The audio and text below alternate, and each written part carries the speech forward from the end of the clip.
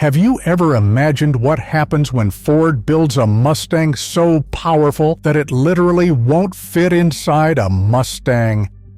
A car that existed for one reason only: to beat Chrysler's legendary Hemi engine in NASCAR. And to make it legal, they had to sell it to you.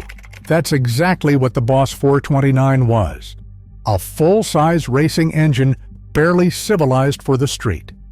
And in this video, we'll take a closer look at Ford's rarest street-legal race car. By late 1968, Ford had a serious problem. They were getting destroyed in NASCAR by Chrysler's 426 Hemi engine. Sure, David Pearson had just won Ford's 7th consecutive championship, but everyone could see the writing on the wall. Chrysler's dominance was growing, and Ford needed an answer fast. NASCAR's homologation rules were crystal clear. To race an engine, you had to sell at least 500 street versions to the public. No exceptions. Ford's response was the Boss 429, a semi-Hemi V8 derived from their new 385 engine series. This wasn't just another big block. The engine featured aluminum cylinder heads with crescent-shaped combustion chambers, forged steel crankshaft and connecting rods, and a Holley 735 CFM 4-barrel carburetor.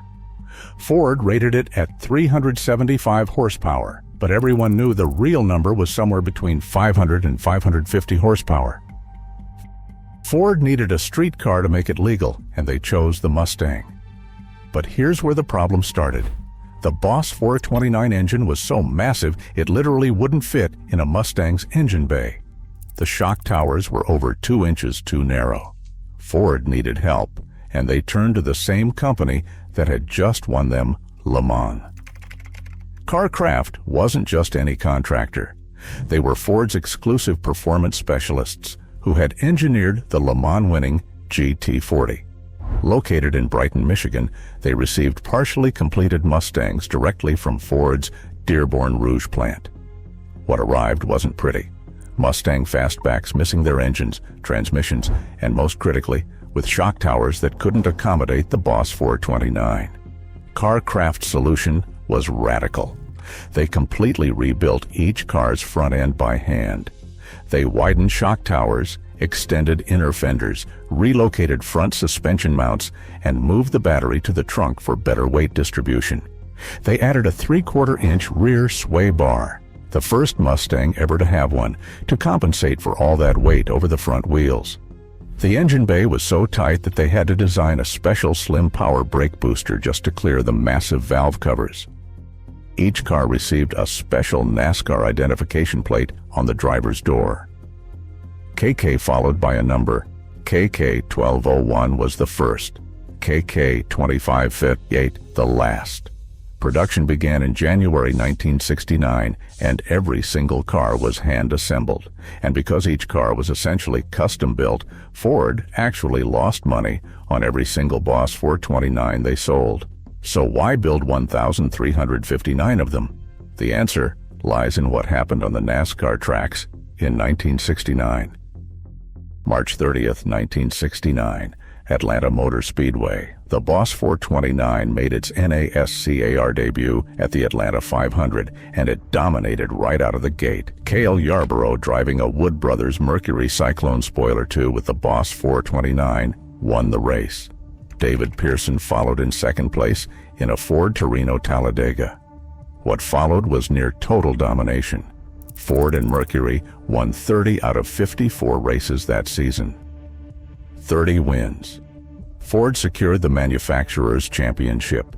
David Pearson won his third and final driver's championship with 11 wins in 51 starts.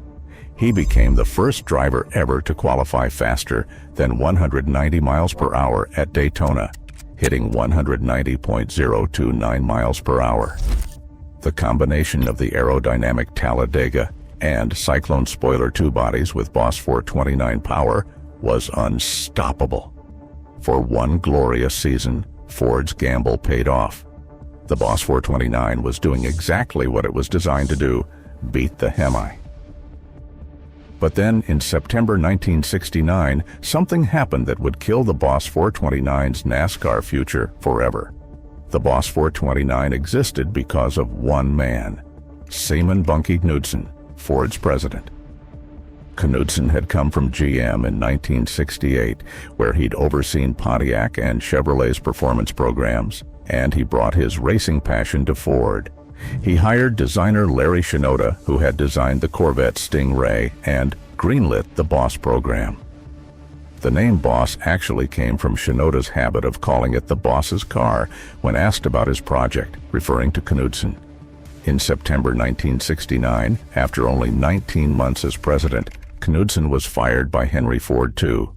Lee Iacocca took over, and he had zero interest in expensive racing programs. Ford announced racing budget cuts across the board for 1970. The results were immediate. The 1970 NASCAR season saw only 10 wins, down from 30, though the Boss 429 kept competing. Production of the Street Boss 429 continued through December 1969 for the 1970 model year. But everyone knew it was over. Ford completely pulled corporate support for stock car racing in late 1970. The street car, meanwhile, had a different problem. Despite that NASCAR winning engine, buyers were disappointed. Here's the paradox. The Boss 429 dominated NASCAR, but on the street it ran low 14-second quarter miles. For comparison, that's good, but not great for a car with such exotic hardware. The reason? Ford deliberately detuned the street version with that small 735 CFM carburetor and conservative camming. The hydraulic lifter S-Code engines used NASCAR-style internals but mild street tuning. T-Code engines got lighter rotating assemblies for quicker revving. A-Code engines combined the lighter bottom end with a mechanical lifter camshaft. The car came with a close ratio 4-speed manual transmission, the only option, and a 3.91 traction lock rear end. It was nose-heavy expensive at nearly $5,000, almost double a base Mustang, and intimidating. But here's what the magazines didn't tell you. Remove that restrictive carburetor, and suddenly you had 500-plus horsepower. The Boss 429 wasn't slow. It was just sleeping. And that brings us to the most important question: how rare is rare? Total production was 1,359 Boss 429 Mustangs, 859 cars in 1969, including 2 Boss 429 Cougars, 499 cars in 1970, including 2 quarter-horse experimental Mustangs. Production actually ended in December 1969, but the last cars were titled as 1970 models. The first 50 cars are the most valuable. They're essentially hand-built prototypes with unique assembly quirks. S-Code engines, the first 279 cars, had no emissions equipment, hydraulic cam, NASCAR specs rotating assembly, and magnesium valve covers. T-Code engines came mid-1969 with emissions equipment and lighter bottom end for quicker revving. A-Code engines in 1970 got mechanical lifter camshafts and lighter internals. 1969 colors included Raven Black, Wimbledon White, Royal Maroon, Candy Apple Red, and Black Jade. 1970 added Grabber Orange, Grabber Green, Grabber Blue, Calypso Coral, and Pastel Blue, with the hood scoop painted matte black. Only black interior was available in 1969. White interior became an option for 1970. Each car has its car craft number stamped on the engine block, transmission housing, chassis, and inner front fenders for identification. Of those 1,359 cars, many were modified or destroyed over the years. Finding an original, unmolested Boss 429 today is like finding treasure. Which brings us to the numbers that really matter. Recent auction results paint a clear picture. The Boss 429 is blue-chip muscle car royalty. In May 2025, A 1970 Calypso Coral Boss 429 with white interior set the auction record at $627,000. One of only 13 built, only 5 known to exist. Average sale price in 2024 and 2025 sits at $342,406.